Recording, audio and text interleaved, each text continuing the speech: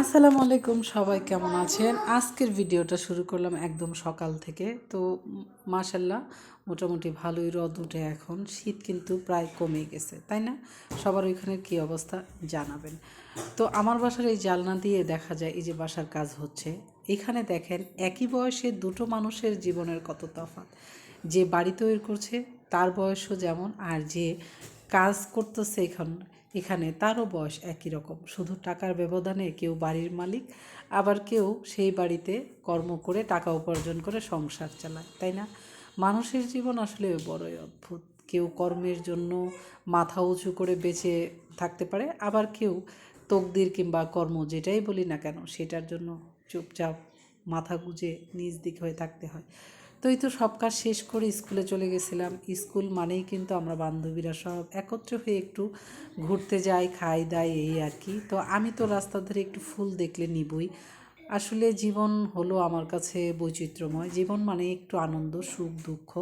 তবে আনন্দ কেউ আপনাকে কখনোই, সুখটা আপনাকে কেউ কখনো দিবে না। সেখানে আপনার নিজের অর্জন করে নিতে হয়। সুখ, আনন্দ সব কিছু নিজের অর্জন করে নিতে হয়। কেউ কখনো আপনাকে আনন্দ জোর করে দিতে আসবে না। তো রাস্তা দিয়ে হাঁটছিলাম, তো কয়েকটা ফুল পেলাম, সেটা দিয়ে একটু হাঁটি আর ভিডিও করলাম। সাথে কিন্তু আমার পাশে কয়েকজন বান্ধবীও আছে। আমার কিন্তু ফুল বেশ ভালো লাগে। কার কার ফুল খুব পছন্দ জানাবেন। তো হাঁটতে হাঁটতেই দেখেন কি সুন্দর যে একটা জিনিস দেখলাম, মানে এই প্রথম আমি দেখলাম। তো অনেক পুরুষ মানুষ এখানে ভিড় করে আছে, তাই ভিডিওটা খুব ভালো করে করতে পারেন। এই যে দেখছেন মিষ্টি লাউ, মানে মিষ্টি কুমড়া যেটা বলি, এক একটা নাকি ৮০ কেজি ওজন। গতকালকেও উঠছিল, এক একটা নাকি ১২০ কেজি ওজন ছিল, তবে আজকেরটা ৮০ কেজি ওজন। মাশাল্লাহ মাশাল্লাহ, আল্লাহর যে রহমত, রিজিক আমাদের জন্য আল্লাহর, কি বলবো, এর চেয়ে বড় আর কি আমরা পাবো আরও, বলেন তো? আল্লাহ আমাদের জন্য এত সুন্দর সুন্দর রিজিক লিখে রাখেন। তো সবাই হলো কিনে নিচ্ছেন, উনি পিস পিস করে বিক্রি করতেছিলেন।